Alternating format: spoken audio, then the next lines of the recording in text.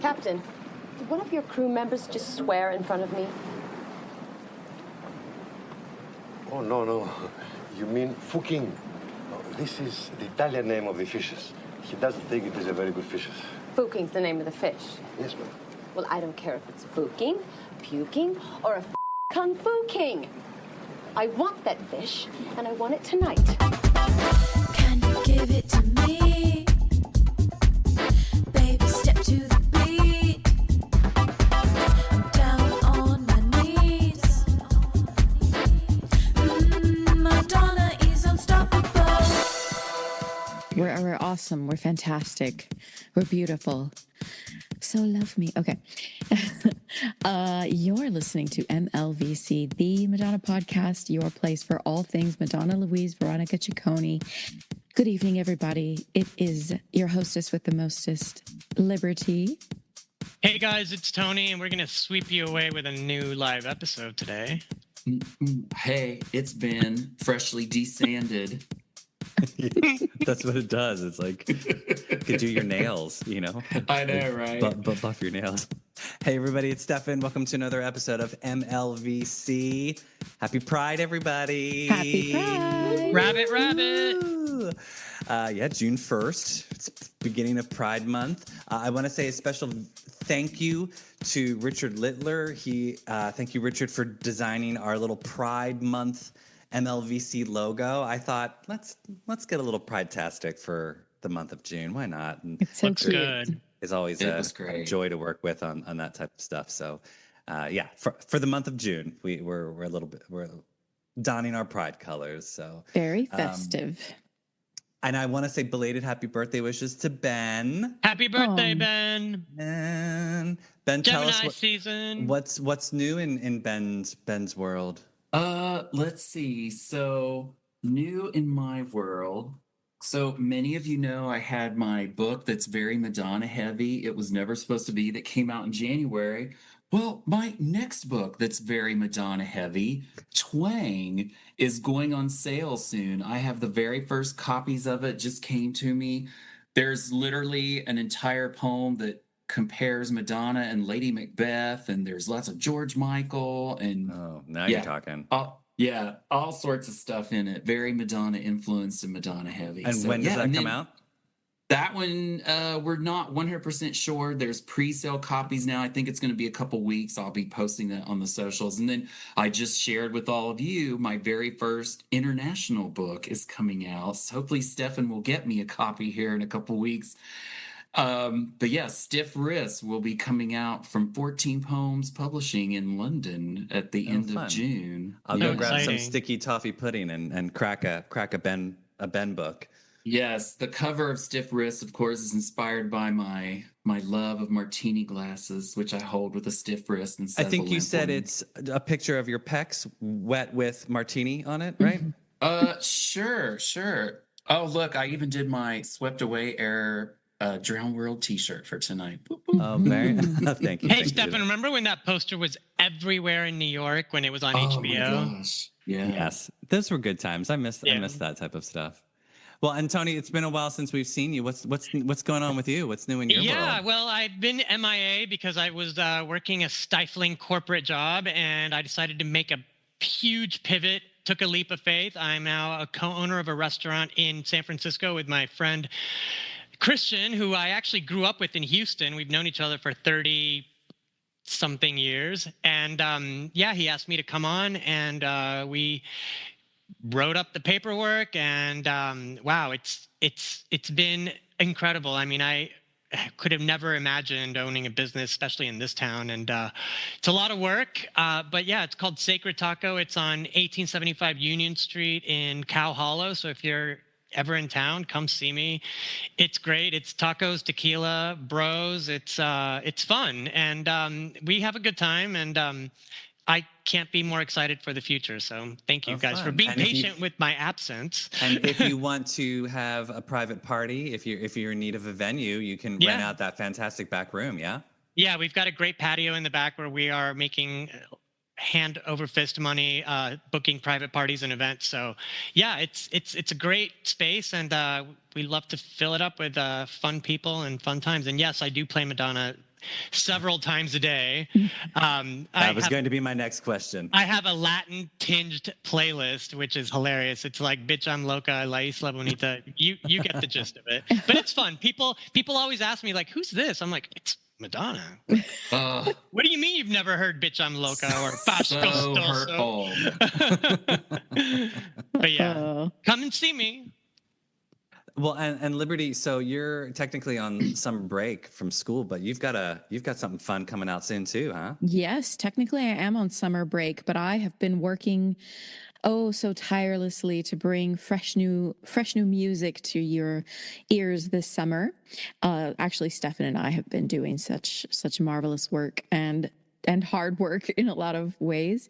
We've got I think it's 12 songs altogether, and different vibes as far as like, is it all dance? Not necessarily. Some a little bit sort of lower tempo, and I think I hope you guys will like it. Lots of different, mostly love themes, but Do we have a title yet? That's the thing I'm curious about. not exactly. There's several that you have to title it soon, Liberty. I do. I know. He's a I work don't in know. progress. These things, it's one of those like, where you're like doing something completely mundane and then out of nowhere, the light bulb, So that's like, I'm kind of waiting on the light bulb because the problem is I'm a little bit focused right now on the summer part of work that I have to do, some curriculum stuff. So, the real world beckons momentarily, but I shall by the end of this week, I'm pretty sure I'll have the title. Good. But yeah, Liberty's songs are amazing. She sounds beautiful. There are a bunch of bops, some up tempo, some mid tempo, low tempo, sort of. Not really ballads, but yeah. Really great songs. I'm addicted to all of them. I can't wait for you to hear them because we've been working so hard for so long. So yeah, I'm excited.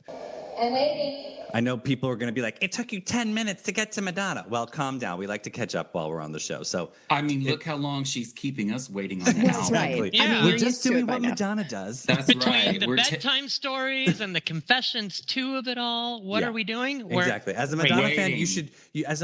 you should know how to be patient. So And so much of it is like, look, all the work we do is Madonna inspired. So it's all adjacent to her. It's just, It's coming around the mountain. Coming around the mountain. Exactly. Yeah. Well, today, auspicious day. It's the return of MLVC's Madonna Summer Movie Series. I know you've been waiting since last year. Unbelievably, we have reached the very end of the road when it comes to Madonna movies. That's right. Yep. Today's look back is for Madonna's final lead acting role in a feature film. It's the Guy Ritchie directed 2002 movie titled Swept Away. It's a remake of Lena Wertmüller's 1974 Italian film of the very same name, starring, obviously, Madonna as Amber Layton, the name of Guy Ritchie's mom. I know. Unbelievably. It's so weird. Believably. I have we'll get thoughts. into Yeah. that. I have Yes. thoughts. Adriano Giannini as Giuseppe or Pepe or Mr. Beep-beep. Esposito, who is actually the son of Giancarlo Giannini, who played the male lead in the original film. So that's kind of meta as well. Also co-stars Jean Triplehorn and Elizabeth Banks, who I really kind of wanted to see a little bit more of in the movie. They were really shortchanged. But yeah, let's. I don't know how we're going to approach this. To me, this is a tough Madonna movie to evaluate because there's a lot of people who love it, a lot of people who don't love it. I'm kind of on the fence in some parts, and some moments I love it, and the other moments I'm like, ooh. So yeah, I don't know where we want to start. Did you guys see the film in the theater when it opened? I did. Yes. I don't think I was in the USA when it came out. I'm not 100% sure. I remember in the early 2000s, you could go into the Village Voice and they would have like drawings for free screenings for films. So I went I got tickets to go to that. No one would go with me. Like, not my ex wouldn't go with me. None of my friends are like, no, you're on your own. So I went, and it was at the big theater, Lincoln Center, the AMC, and it was packed. It was packed. It was a huge screening and no introduction, nothing. I saw Michael Musto there, and I also saw him leave before the movie ended. And yeah, it was really weird because when the movie ended, people were just like upset. And I was happy that I had just seen a Madonna movie in a theater. That was me, you know. But yeah, it was really strange because I was so excited, and everybody around me was like not happy about it. Yeah.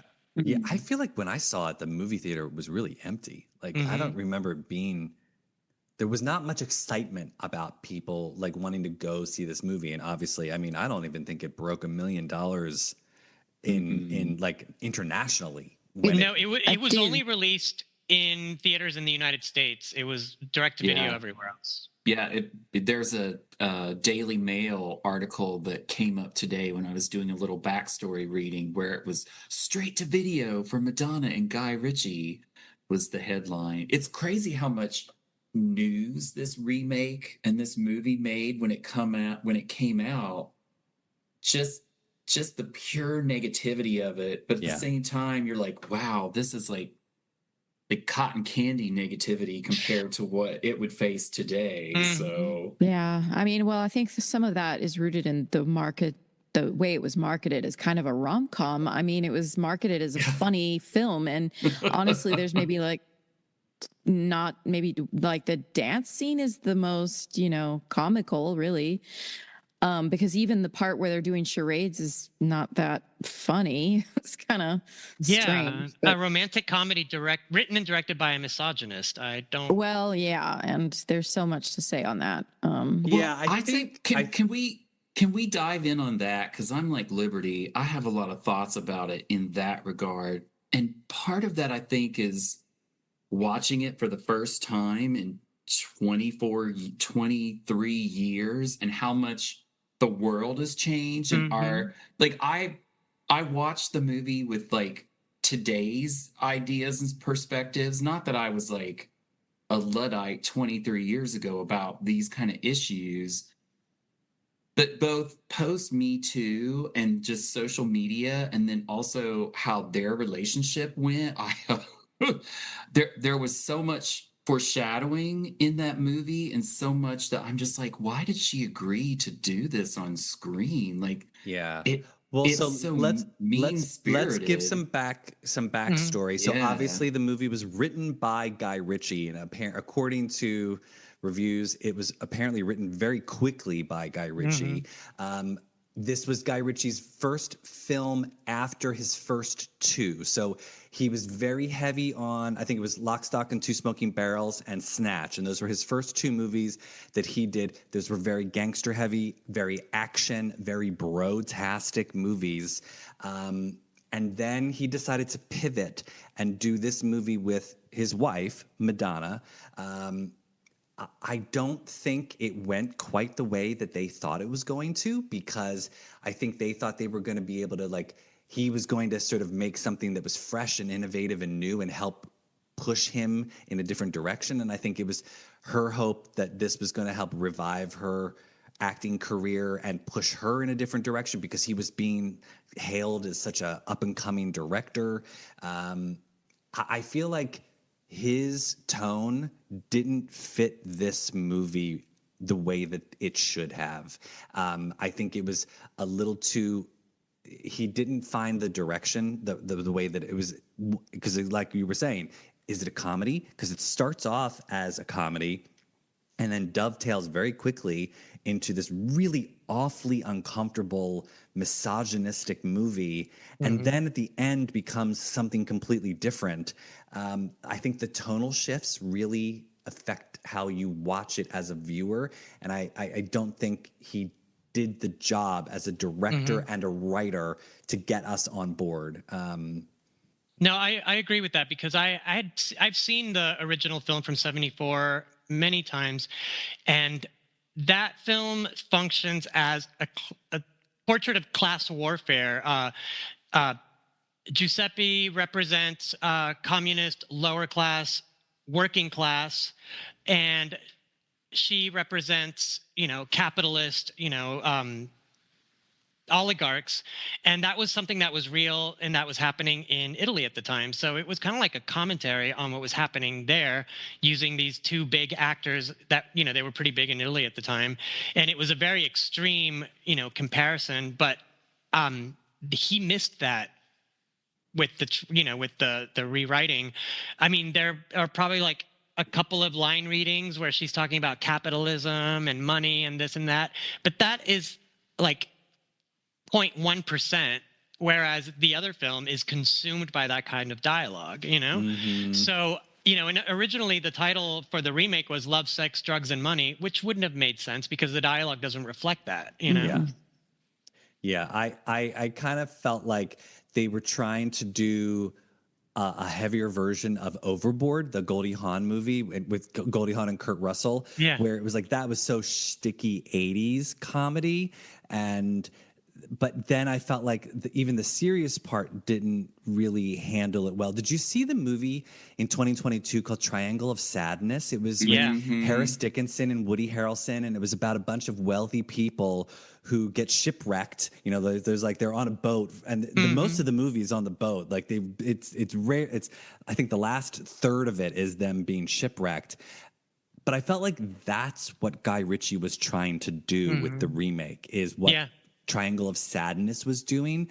And again, there were moments of kind of goodness in the movie where I was like, oh, this is good. Go, keep going that way. And then he would pull back and do something else. But Liberty, I'm curious what you think as a woman watching this movie, because I don't feel that it's very woman positive to any of the characters who are women in this movie. Much, obviously, on Madonna, but Jean Triplehorn and then Elizabeth Banks. Like, Elizabeth Banks is just derided as a dumb buffoon. And then Jean Triplehorn's character is just whittled down to being like not even a sidekick, and she's sort of a skeleton. Barely gets screen time. Her character's not fleshed out at all, and I was really hoping, she's such a wonderful actor, and I was really hoping to see more of her and her relationship with Madonna. Like, why are they all on vacation? Or like there was just nothing sort of bringing that world together. But what do you feel as a woman watching this movie? I mean, there's so much to say. I think at the time when the film came out, or when I think I only watched it on DVD maybe a year and a half or two, whenever it came out on DVD. And it is and will always be hard for me to watch the film without the Madonna goggles, if that makes sense. So I can't, where I'm watching it and I'm like losing all of the other things because I'm just thinking about her. Last night when I watched it is this sort of 2025, like, well, damn, I mean, he really, like, all that came through to me is how awful Guy Ritchie is and was. And then what drove me like further down that sort of, I can't stand the man, is like, I don't know what he did to Madonna to make her think that was all okay at the time.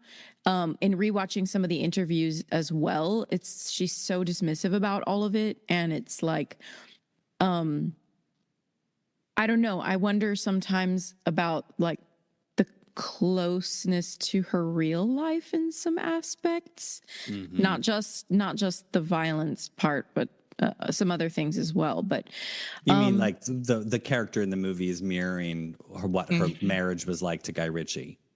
In some ways, yeah. Very like kiss the feet kind of thing, and and sort of dismissing who she is for the power of someone else. And there's this little part, and which is very confusing to me in the movie, where she like wakes him up in the morning and throws the octopus at him, right? And there's this sort of awakening. I caught it myself. And at that, right then, you almost think that she's like, I don't fucking need you. You know what I mean? Like, but she doesn't. Like, it's it's so contradictory. And so I guess I do understand in a lot of ways, like why there's sort of a love story that they fall in love. I just don't think it's ever set up well enough. And I don't think that it's believable in the sense that, but I still found myself crying at the end. I've done that too. Ben, what do you feel? Because I know you had some thoughts on Well, the power play that goes on between her and Giuseppe. yeah, I mean, it was antiquated. You watch the original, and as Tony said earlier, in the original, it's all about politics, right? Like it's on the topic. And in this remake, it's like skirting that and it keeps going back to like trying to make her mean, but then letting the movie be mean to her around her. So it's sort of, well, who, like, why? Like, why is all of this existing? And then just how the camera follows her also. And the bizarre choice to do her makeup exactly as the original actress, like the almost invisible eyebrows and the mouth, and like it's very interesting. Yes, she was of a certain age, but like that was the oldest she has ever looked on film. And that was a conscious choice. And then the way that that was photographed was so unflattering. And I was like, I felt like the camera was being used as a weapon, both against her character, but then was it also being used against her? Because that level of scrutiny and detail provided to the scrutiny, it kept taking me out of the movie because I was like, this doesn't feel like this is about the movie. It feels like it's about her. And I paused a couple times to be like, okay, if I'm formulating these thoughts, is this just me, like Liberty said, with my Madonna goggles on? Am I having this reaction because of that? And I've said this before in the podcast. I'm very not a fan of like biographical criticism where you like just with my work or a piece of art or a film, you don't want to just automatically default to saying, oh, well, this was going on in their life. And so this is where it's expressing itself.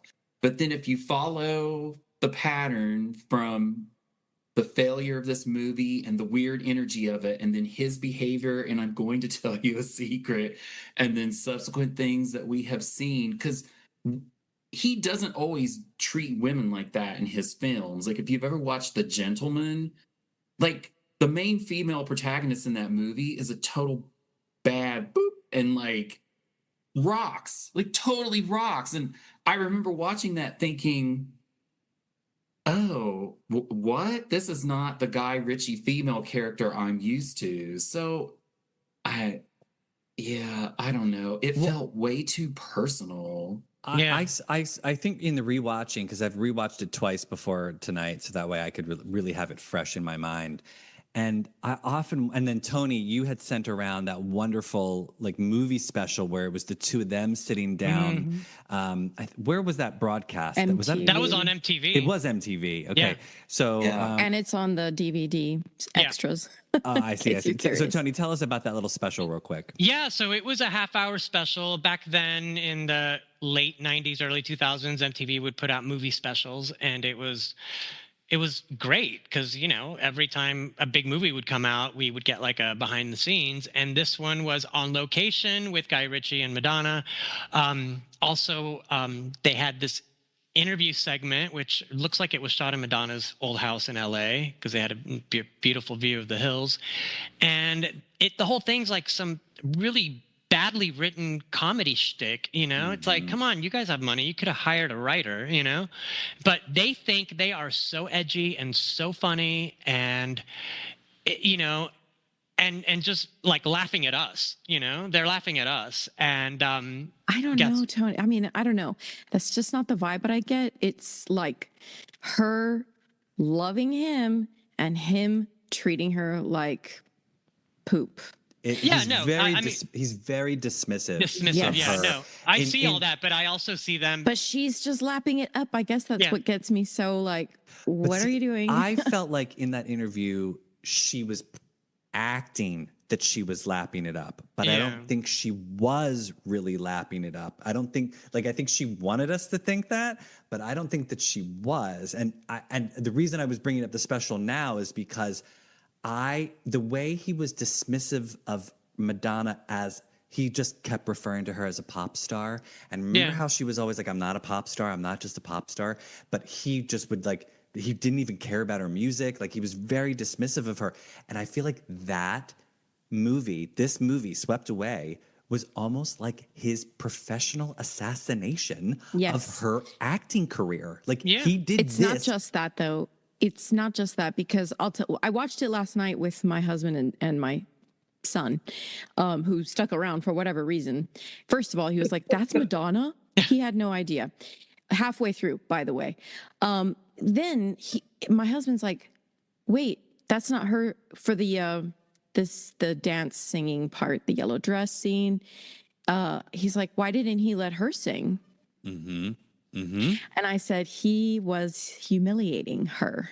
He didn't want her to have that. Now, maybe, maybe if you ask her, maybe she would say it was the choice, the directorial choice, and it was the Yeah. fantasy sequence, and it would have been too much Madonna, but Too it's meta. so, yeah, it's just, even when the part when she does her own actual, like he's like, dance for me, sing, make some music, right? And then she sings and it's all messed up. It doesn't sound anything like her. It's like he purposefully wanted her to look bad. And I watched today Star, which I had seen before, but with this sort of new like lens. And I was like, he really did not like her. Mm. He really didn't like her. Oh, It I just think he makes was me just so angry. jealous. Maybe Yeah. He was so. jealous. Maybe so, but I feel like there's also this sort of sense of like, I'm going to make you look dumb as can be. It's weird because obviously he went into this and had to spend money and time and energy, and like they were in this relationship and they put together this movie, which again, I do think there are some good moments in the movie. Like, okay, so let's pull apart some of the good moments. Like, although it was not her singing, the dance sequence is quintessential Madonna. She's so on and so wonderful, and you see that, and it's like, oh, there she is. Like it's almost as if like Guy Ritchie was burying her. Yeah. In the rest of the movie, but that moment, she really shines and comes through. And Yeah. Did you notice in the movie special, they were rehearsing that scene, and she asks for the floor. It seems that he just wanted.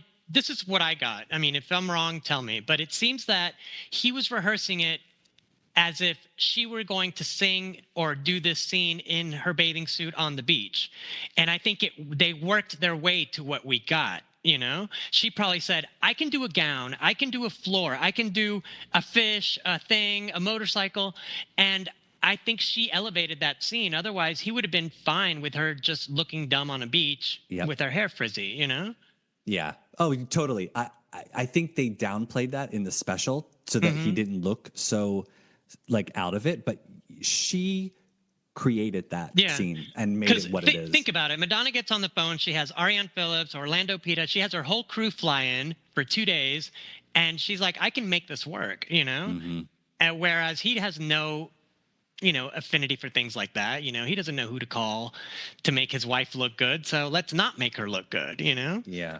But then I loved, there were like, I think the musical moments in the movie are where he actually succeeds as a director, because it's almost very music video, and like that, I think the Mazzy Star Fade Into You moment is just beautiful. Like that is beautiful. That moment, I was like, and the crane shot of them being lifted up with the sunset in the background, and she's got the funny star sunglasses on, and they're sort of just like staring off, like very solemn and content.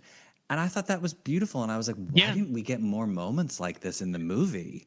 Yeah, and the opening sequence with the Goldfrapp theme, it looks like an old Italian giallo movie. I thought the Yes. whole movie would look that way, you know? And I was, Stylish and yeah, expensive and gorgeous Versace and, you know, Hermes and just, every high-end designer, Madonna and Jean Triplehorn, were just draped in it, you know? yeah.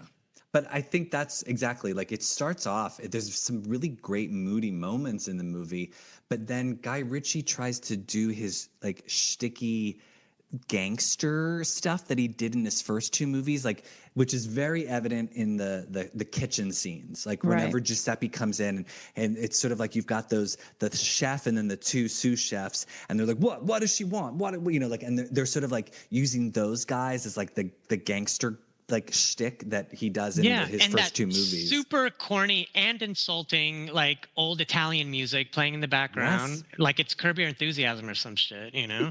Yeah, it's almost like farcical comedy, and that's why it doesn't balance out. So like when you get to the island and suddenly there's these misogynistic moments where he's like beating her and almost raping her, and like it's just like some really tough moments to watch where it's like suddenly the comedy is abandoned, which for good reason. I mean, you can't laugh at any of Yeah. those moments, but then I find I don't know why we're supposed to be siding with Madonna's character at that time, because he makes her a villain in the first half of the movie. So by the time you get to the deserted island, you're supposed to be sympathetic that he's treating her this way, but Yeah. you've gotten no reason for why she should be sympathized for, because she's been so awful the entire time. Yeah. I can't eat this. What's wrong with it? Nature boy. You. Pee-pee. Yes, madam. This fish is bad. It's off. Bad? In that case, if you don't want to eat it, you probably want to wear it. Now it doesn't look so bad, madam. You blinded! Now you can bake the cake. Anthony! Help me! Sit the down, rich boy, or you'll need all the drugs you got to ease the pain. I have for you. Anthony! Shut up and tell it to the fishes. Help me! Anthony! Now Pepe is in charge.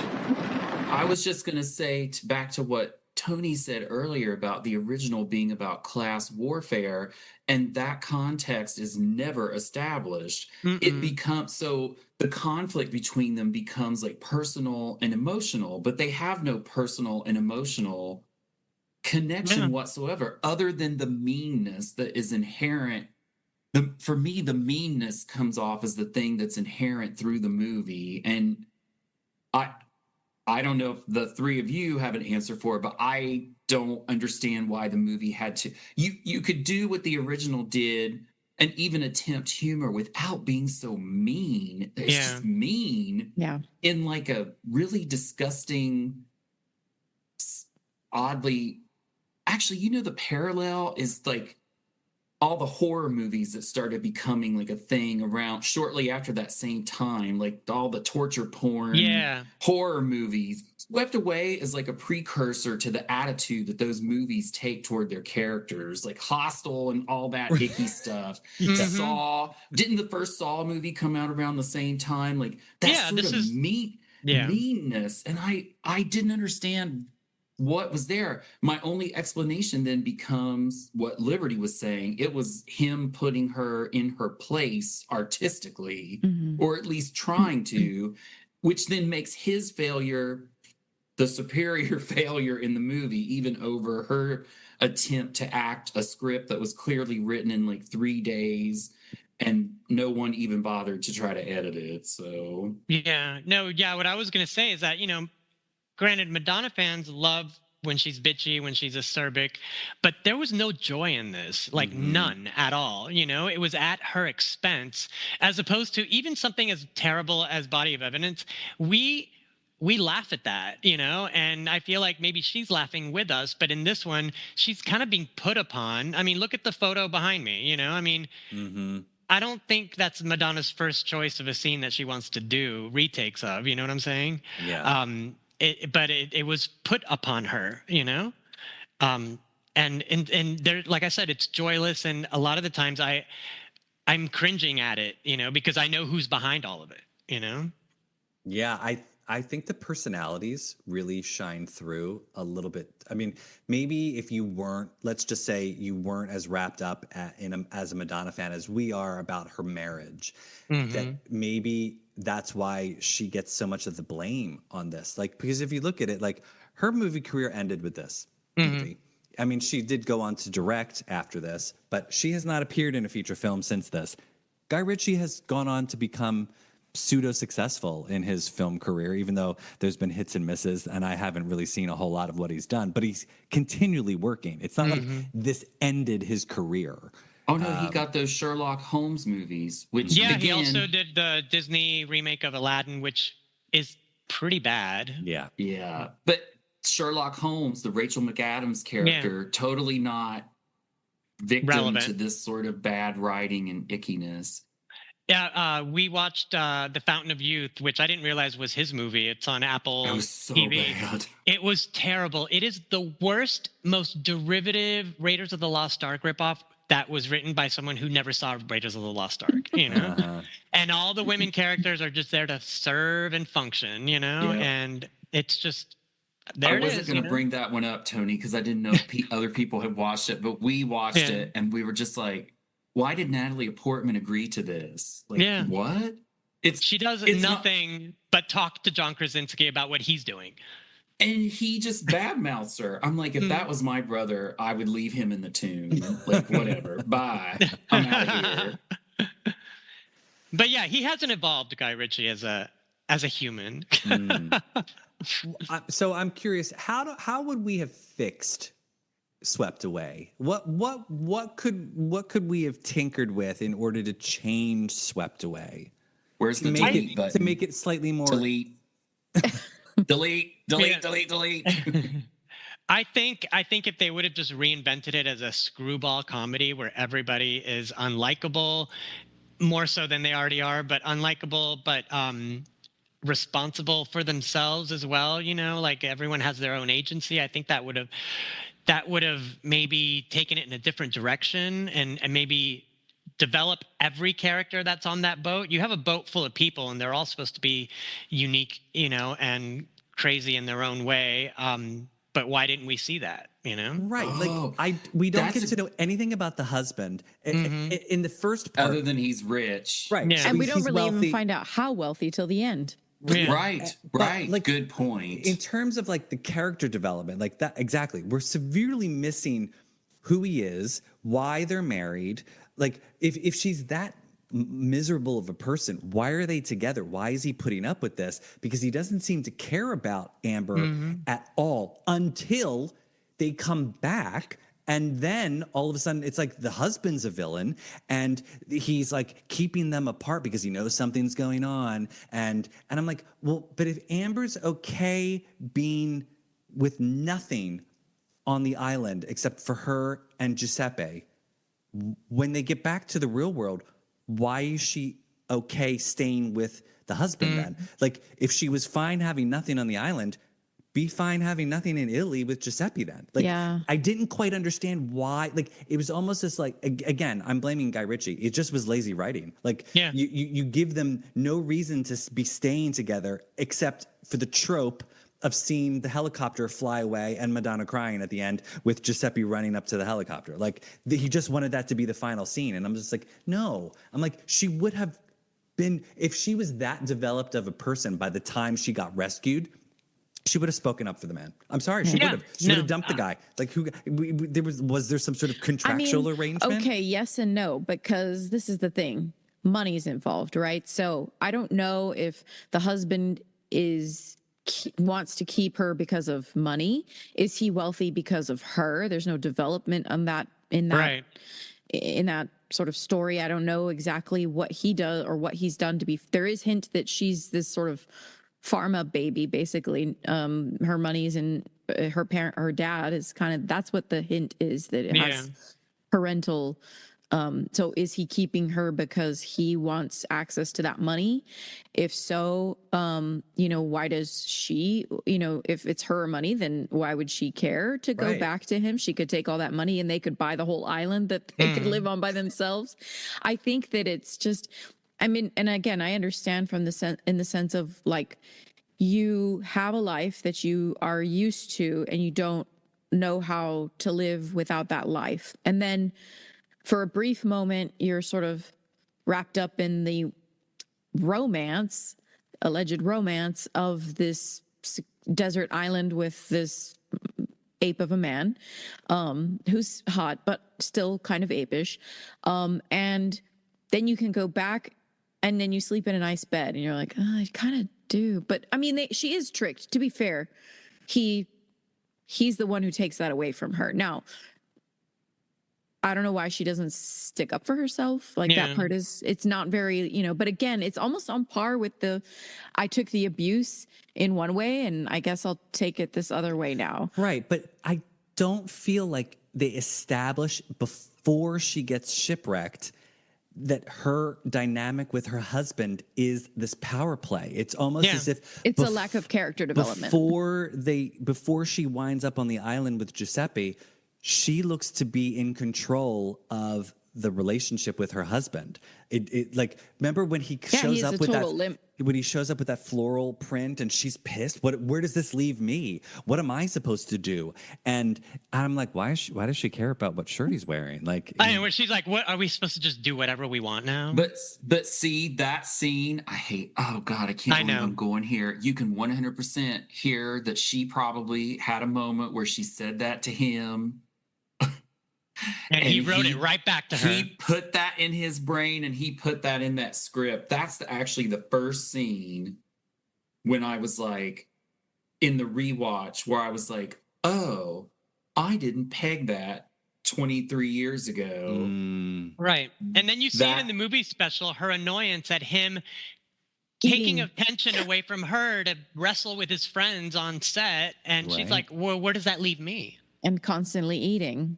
And eating everything. He ate her food. I don't know. I wondered because I've always wondered if he just really wanted her skinny, like real skinny. She's never been thinner on film than in this film. No, she was. Oh my God, she's so fit. So skinny. But I mean, it didn't look super healthy, honestly. And you can, I mean, obviously the fat loss is massive. You can tell because she's got this sort of divot right here. Yeah. And also, the ribs in the bikini. Yeah. That's the other thing. She's always like that after the tours back in the day. She would always be like, eat at the end of tour. Right. But I think he was eating her food. Like, I'm not even lying. Like, I think he was keeping food from her. I wonder. I mean, I think also, okay, like frame those early years of the 2000s, skinny was it. Like, you needed to be real skinny. Look at all the Delia's catalogs where those girls are like sticks walking around. I mean, no offense. I know we shouldn't even be body shaming in any sense of the word, but it's just very obvious that he really liked thin and she wanted maybe not to be that thin, I think. Remember Confessions, how thin she was in the beginning. Yes. I mean, look, if we're gonna psychoanalyze, obviously, what we're saying is she was there to please Guy Ritchie as a husband and as a director, and he was there to assassinate her career as a film actor publicly, and basically used their relationship as husband and wife to air dirty laundry in the script and embarrass her. But he knew that I'm just hypothesizing. I don't know this for certain. He knew that she would go along with it because she so desperately wanted to be a successful film actor, and she regarded him as a successful film director, that she agreed to do this, even though it was embarrassing for her. And I think that's sort of like, I mean, how far after this movie did they get divorced? Was it like 6 years? 6 was years. it that long? After? Right, but there's Sticky so and much Sweet. stuff that has to happen, I think, to a lot of women, especially if it's your second public marriage, where you're like, I can't just stop now. Like, you're going to put up with a lot, especially once children are involved. I think as forward as Madonna is, she's still pretty traditional, and at that time anyway. And you can tell because of all the interviews that are coming that came out around this time, even, and then right after, where she's like writing children's books and she's dressing like Mary Poppins. Brad wife. Yeah. Yes, and she talks about, you know, a lot of the sort of values that people are letting go. I think there's a lot of also, I mean, I know why she might have been attracted to this film or the idea of making this, partly because of some of the sort of kabbalistic sort of implications of, you don't know, like you have to be able to give everything away or to not have anything in order to, you know, become sort of a higher version of yourself. At least it worked out in my brain. I don't know how to explain it exactly, but But see, that would have been interesting. Yeah. Like if we had used the movie to examine that like, and again, I think that's sort of like where Triangle of Sadness goes. It's all about luxury and excess, and they whittle these people down after they land on the island. Like people, I don't want to spoil it, but like people die, and then there's some survivors, and like and people link up with someone not in their class, and it's crazy and ridiculous and over the top and like disturbing, and it's a wonderful movie, and I would challenge you to watch it if you haven't seen it, to just compare it to this type of movie where it's like you almost feel like it could have been so much greater, this movie, because they had, I mean, the setting's beautiful, and they obviously had money to spend. Those pants, all the tailored pants, I can't bring those back. Oh my God. And the scarves. But I will say one thing about the director. He successfully had his actress drop the British accent so her character would not have that inflection, that as soon as the cameras went off, she's suddenly like, God, did you eat my food? You know? Yeah. Ben, what are people saying in the chat? I'm sure there's got to be a big conversation going on. Actually, people are mostly like kind of agreeing with what we're talking about, just in terms of like, it's a bad movie. There's some okay moments. Nothing really could have salvaged it. There's a conversation about who Rocco looks like more, Guy or her brothers. Someone said the film was actually just home footage from their honeymoon, and they decided to try and monetize it. That's pretty funny. That's from Andrew. Funny. That's really funny. That's hysterical. But yeah, like a lot of agreement with like what Tony and Liberty were saying earlier, just sort of about like the critical elements of it. It's just, You know what, though? I'll say I do. Look, is it the best movie I've ever seen? It is not. I love it because it's sort of a picture into, or like, it's just like a time travel into this sort of part of the career of Madonna where, like, I was paying attention, right? But not well enough. And I think I like it because it's sort of time capsule in that way. It's not really, it isn't really that but I'm not the type of person to watch movies to be like, oh, this is just a well-written story and just such great cinematography. And I'm very basic movie watcher. I am gullible. I believe everything. I don't follow story very well. So I just kind of like, oh, okay. So we're on the island now. Oh my God. And yeah, he is pretty cute. Look at his hot eyes. It is, and the ending is very sad because I find myself thinking like that jerk husband, and he ruined everything. And and without even vilifying for a second, the fact that Madonna could have just at any second said, this isn't what I want. I want to be with him. I want to do that more, live that life. Because I sympathize so much with her as a woman, as a person, not the character, as Madonna. So that's why I like this movie. And 5 stars. I love it. 10 out of 10. Really? No, not like that good. I like it just for those reasons. And, you know, I love it until they get to the island. Like, I love Madonna being See You Next Tuesday. I love seeing her in like high-end clothing. I love to see hair and makeup. I love to see her, doing all Smoking that that stuff, clove cigarette.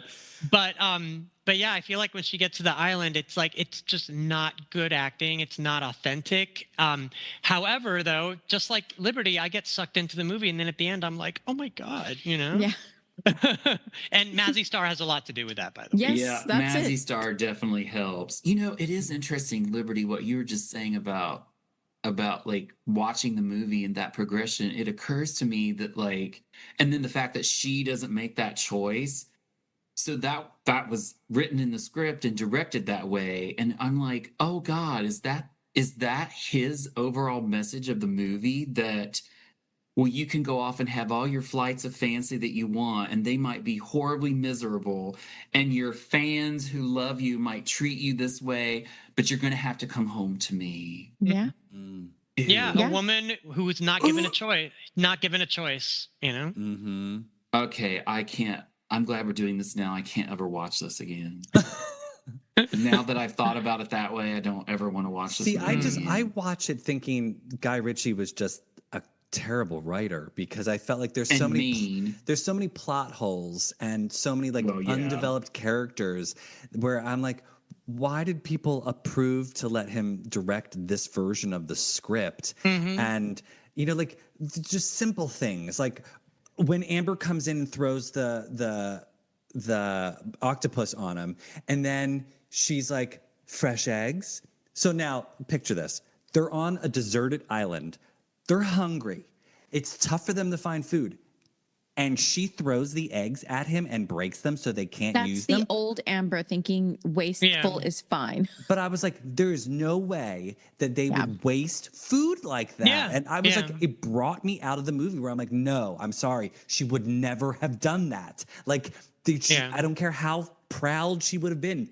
The proud Madonna character of finding those eggs, because who knows how long it took her to get them, and where she had to climb, and whatever bird she had to fight Yeah, they off in didn't order to show steal any them. birds on the island. I Where did those know. eggs Right. even come from? Show Amber hunting. I want to see that. I want to Exactly. see. There was just things that we were missing. Like, why didn't we see more development of that type of thing? I Yeah. just felt like he was trying to romanticize this beast of a man, making this woman submissive to him that she suddenly now is going to kiss his feet and do his bidding and do whatever he wants, and he's still going to treat her kind of obnoxious.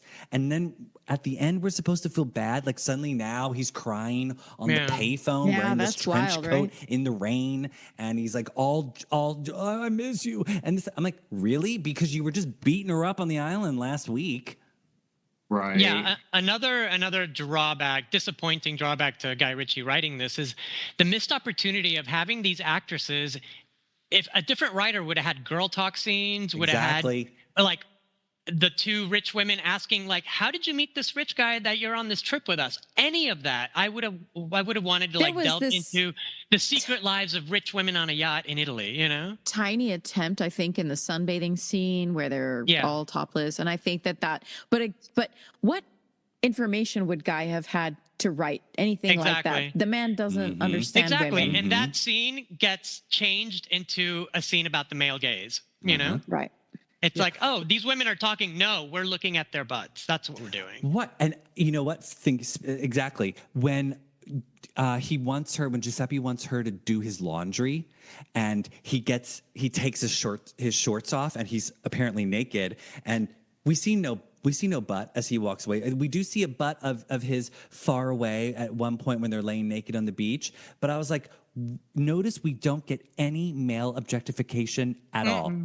We get Madonna doing this wonderful dance sequence where, again, it's all about looking fantastic. But I was like, why didn't we get the Amber version of that? Why didn't Amber get a moment where she's hallucinating to fall in love with him? And it's like him I don't know, showering under some waterfall and he's naked and we get like this is me wanting long, obvious shots of him like showering. There's like in Sex and the City. Remember when Right. Samantha's watching in the Sex and the City movie when she's watching the neighbor? I knew this is where you were going. Next door, and Dante, the guy who lives next door to her, and she's like watching him shower and we get like, why didn't we have a scene like that? Yeah. You're right. With him, with it, like it just again goes to show like Guy Ritchie is like objectifying women and not objectifying men. And it's like, it's shitty. It's almost as if he wanted another man on that island so Pee-Pee could have someone to fight with, you know? Yeah, I know. That's why he beats the octopus. Yeah, exactly. And that's why Madonna kisses the fish, because the fish isn't talking back to her, you know? I mean, to wrap up on this, I will say I'm sad that this was her final movie. I feel like Guy Ritchie did her dirty and it really put her off. And I feel like maybe she looked at this movie and she was embarrassed at how I mean, they didn't make her look good in this movie. There were moments, but I was like, some of it, I was like, and to justify Madonna, like I don't feel this was the best she's looked in a film. But then in 2003, she comes out with American Life and she looks gorgeous. Yeah. Because I was like, why does she look so bad in this movie? On Like he makes her purpose. look bad. And then I was like, what does she look like after this? I'm like, And when obviously was Die Another Day the same year? I think it was the same year as the, yeah, it's like so it's like you can 2002, see, yeah. you can see the same style inspiration, and it's like not the most flattering look for Madonna, but yeah, a year later she comes out with American Life, with Hollywood, that gorgeous black hair. Let's not even go there because it's so good, you know? Yeah, I was looking, I was like, oh my God, her American Life promo pictures with the dark hair, like she looks gorgeous. Yeah, And I was because like, Swept Away came out in like the late summer, early fall, right? Yeah, it was like August. And then August Die Another Day, the was single November. came out. Well, but the single The movie debuted on came out in radio November, yeah. in September. And I only remember this because I was in Orlando when that song came out. I was with a whole bunch of gays, and that song came on, and everybody lost their mind, and they were dancing to it that night at Parliament House. They already had a remix. God, those were the days. I know, right? Anyway, so yeah, she like closed the chapter on that movie real fast, despite all the press they did for it. Like they couldn't move on fast enough. Yeah, and then after that, those two movies, she dyed her hair black and never looked back, you know?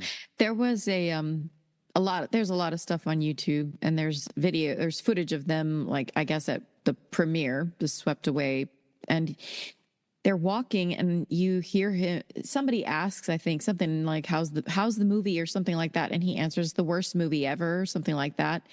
And she's like, don't say that, Guy. It is so heartbreaking. Cause he's serious. I know I mean, he's for sure, like for real, like he meant that. Now, I didn't watch when I watched the DVD, I was like, oh, I kind of want to watch with commentary, but I'm glad I didn't, because I'm pretty sure it's all him and Matthew Vaughn, I think. But is that who's doing the commentary on the DVD? yeah, I think so. And boring, nothing spectacular, because after all, I don't care anything about what he has to say. I would love for her to be straightforward about it. Just because I think maybe she just doesn't want to talk about Rocco's dad publicly. Yeah, that's one thing. But she never has, outside of like Love Spent and I was just gonna say, other than Love Spent, right, it might surface in songs, but again, those are interpreted, and we don't know. One can never know. I think a pointed response is just, you know, it makes me mad. It makes me sad. Yeah. Yeah, I love Madonna. Have I said that before? Yes. You've sung it before as well. I know. I said that we all love her. Well, listen, Madonna got Rocco out of this bum deal, and that's the best thing I can say about it. And she survived. I mean, yeah, I do wish that we would have gotten another film from her. Sure. And there's part of me that still hopes and prays that maybe she will make a return to film. I don't know what she would or how she would, but I'd always wish that she would Yeah, it's sad because I think about it a lot sometimes, and it's like she I don't think she can play a character anymore because Nope. we see her, Yeah. you know. Yeah, And well, that's the thing. I feel like I don't know how she would, because if she was to play somebody else, it would have to be like Evita. It would have to be somebody so bigger than life. right. Or she'd have to do like motion capture and play like a creature. Yeah, I don't know. I mean, I would love to see that, to see her return to film in some, maybe in her 70s, she'll soften and she'll decide to play somebody different and older. And Maybe in 5 or 6 years, Ryan Murphy will talk her into being on one of his awful shows. Why can't Feud. Madonna play Auntie Mame? I can see that as an older actress, you know. Maybe. I don't know. I think it would be fun. It would be. I mean, I've heard people say, wouldn't it be fun if she was in like a remake of Whatever Happened to Baby Jane, like her and like Courtney Love. Yeah. Oh God. But who knows? Courtney Time- was I guess- I liked Courtney as an I guess actress. time Me will too. tell in terms of that. But fear not, although this was Madonna's final feature film lead, we are going to continue our Madonna Summer Movie Series and talk about some of her other smaller parts. Although I know that we mentioned that we were just going to do one episode devoted to all her cameos, maybe we can draw this out and do just do each cameo movie. Why not? Well, Why I not? think there's some where it's like it's more than a cameo, and then some it's like a legit cameo. Right. So maybe like a movie like Bloodhounds on Broadway or Shadows and Fog. Shadows and Fog. Well, Girl that's more- Six. Girl Six. You know, like 4 Rooms. Blue in the Yes. face. yeah. Blue in the Blue in the Face and is cameo. That's Die totally- Another Day or straight up cameo. Yeah, those are good. So yeah, maybe we'll do that. So I don't know. We'll surprise you. We for, should. You we should. guys overlooked Arthur and the Invisibles. Oh, Yeah, with good reason. Yeah, we could do that. Sure. Maybe we'll save that for next summer. It's hard to watch. It's hard to watch. And we also do want to cover WE, so because Madonna directed it. Built so in yeah, wisdom. yeah, sure. We can. Well, I don't know if you guys have seen on Instagram because I follow Dame Joan Collins, but she's playing Wallace Simpson in a miniseries. Oh, really? Interesting. So they're going back to tell that story again. All right, well, everybody, that's our show for tonight. Remember, you can find us on all social platforms at MLVC Podcast. If you'd like to donate to the show, we're on Venmo at MLVC Podcast, or click that like button on YouTube, and you can donate via Super Thanks. If you've not yet subscribed to our YouTube channel, take that subscribe button so you never miss a video. Thanks for joining us, everybody. This was kind of fun to dive. I felt like we were maybe not so happy and upbeat about this because this is a very somber moment in Madonna's career. Yeah. Yeah, I mean, talking to you guys about, I don't think I've ever had like an in-depth discussion with anyone about Swept Away. And I do feel like, yeah, this was kind of a dark moment in her life / film career. And I'm glad that she is out of that, you know? Yeah. And I'm glad that she also doesn't look back, you know? And Yeah. And we got that dance sequence with "Come On Yeah. to My House." do you know That's what? wonderful. That dance sequence, when I was watching it the other night, I was like, this was the lost commercial for Madonna's perfume. Yep. Yes. Also, Like, if she- amazing choreo. Like Yeah. the dancing is so like old school, fluid, modern Mm-hmm. choreo. And I was like, oh, we haven't seen anything like that since the Confessions Yeah. tour. Like I was doing Like- a voiceover when the song was on. I was like, "Swept Away, the new fragrance from Madonna." Yeah, Wow. I mean, she's really talented in that sequence, catching the fruit and then like how she tosses it, and like there's just really great Madonna moments in Yeah. that, like total That- showgirl. That totally came from her training of throwing fans and catching them. Yeah. It all paid off. Actually, that would be hilarious if she came out with a perfume called Swept Away and they literally cut the footage of that to be the commercial. Because, Guy would let them do it for a cut. Well, no, Like, I was gonna say she wouldn't want to give him any money. That's she wouldn't. She already She gave him might- 100 million. she might stipulate it has to go to Rocco. Yeah. Mm-hmm. Yeah, And he maybe would if it probably was- do that. Yeah, if it was for the kids, sure, she'd do Yeah. it. Yeah. Put it in a Oh my trust God. for Red. Wow. All right, well, everybody, thanks for joining us. I hope we didn't neglect anyone in the chat other than We did not. They enjoyed the episode. People are happy to see Tony back. yay. So happy to be back. Thank All you right, guys. cool. Well, hopefully right. Madonna will do something soon, or otherwise this is going to be coming in just like that rewatch podcast. I mean, Madonna, like we're waiting. Come on, you got to give us something here. Well, we got Rosie and just Oh like my that God, I season love 3. that. Don't Rosie as a spoil it. I don't No, have we're that. not. We're not. But I'm just saying. Every time I see Rosie, I'm like, oh, Madonna. Yeah, I same. know. Yeah. Yeah, it's see, good. she could come back to acting and be one of the rich lady characters in Right? it just like that. I've been waiting for Madonna to I be on and just know. like, or just in the Sex and the City world. I don't know Yeah. why. But I only want her to hang out with Seema. I don't want her anywhere near that villain Carrie. Ugh. No, she wouldn't be friends with Carrie. She wouldn't. No. No. I could see her with Seema, like as like a competing Yes. real estate agent. That would Yes. be fun. Or just an eccentric client. Let's make it easy. Oh, yeah, okay, that's fun Yeah. too. Yeah, Yeah, sure. Like a hard to please client. She's a billionaire's wife. Yes. And He they could just got tell off her. a yacht. Mm-hmm. Yes. Oh, And wait. the director could just tell her, pretend you're Joan Collins or Patty LuPone. Go. There you go. All right, we're putting this out into the universe, Let's Madonna. do this. Yeah. Seriously, season 4, and just like that, Madonna needs to make a cameo. There we go. A little tiny 1 episode arc. That'd be perfect. Get her, and maybe that will get her back into like acting can be fun again. Her name can be Kitty Two-Tone. She could be the woman who buys Carrie's new Gramercy Park mansion Yes, that she because lives alone she's in. not going to stay in that thing. That Let's house is hope way not. too It's big for ugly. her. She's barely having it furnished too. Like, Oh my God, somebody in the chat said she could play Shay's new girlfriend. no. Oh, but I'd love to see. Yeah, maybe Madonna could like flirt with her sapphic side on. Play just like that. Cynthia's lover Yes. or Miranda. Well, maybe that's how she starts as a client of Seema's, and Miranda needs somebody to date, and they're like, well, Seema's like, I have this woman I can introduce you to, and that's how Madonna. Again, Right. why are we not on the creative teams for this show or Madonna's? And while Madonna's doing that, then Virgin Mary shows up to break that little couple up. All right. Oh, and they become besties and run around New York, and it's a spinoff. And then it's a spin-off show. Yeah. Yes. Yes. Oh my God. Kitty Two-Tone takes Sister Mary to her first gay disco. Oh my God. Not since A League of Their Own. That could get Madonna back.